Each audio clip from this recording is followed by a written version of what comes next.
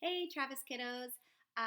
So for the writing today, we're going to talk about writing in science here. So writing, I posted a link to the story Growing Vegetable Soup.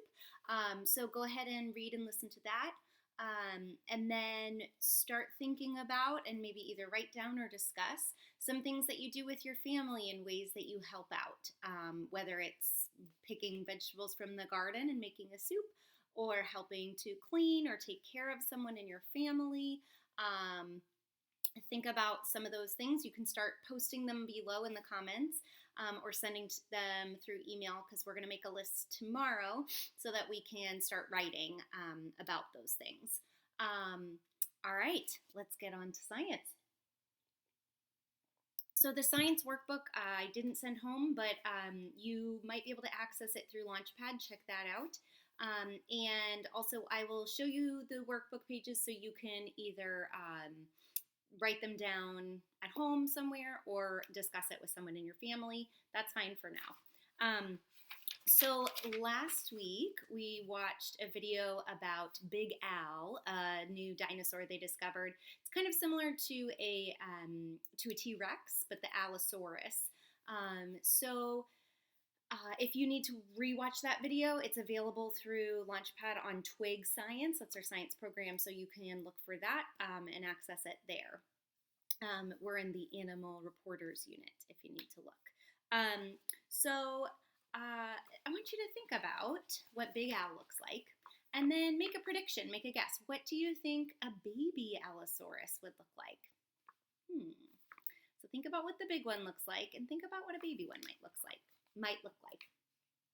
So you can go ahead. That's our job today, page 8 of the science workbook. Think about what that might look like. Would love to see your drawings. I'm sure they're fantastic. And see just make a prediction. We're also going to talk about some true and false about animals, and talk about what we think animals are and what they are not. So, true or false? First, you can just answer, and then I'll go over what the real answers are. You can just shout it out to your computer, TV, phone, whatever you're watching this on. So, true or false? All animals have legs. What do you think? False. Not all animals have legs. True or false? People and animals have different body parts. What do you think? True. People and animals do have different body parts. All right, question 3. Legs are only used for walking. True or false? False. It's not the only purpose, and not the only way you can use them, right? So, then let's check out these little pictures here. I'm going to hold them up close for you. So I want you to look at them and pick out which things you think are animals and which you think are not animals. Take a minute to check it out.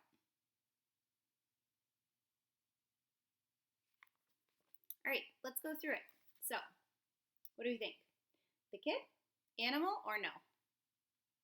Yep, kid is an animal. Butterfly? Kid? Butterfly animal or not? Yep, butterfly is an animal. Ladybug? That one's an animal too. Fish? That's an animal. Squid? Animal. Tree? Not an animal. It is a living thing. We did talk about living things a lot in the last unit.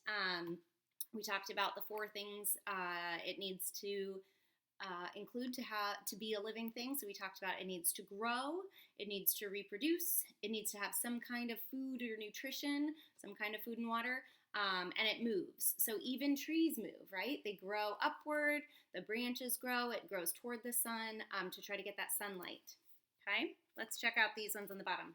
Lion, that's an animal. Spider, animal. Bird, also an animal.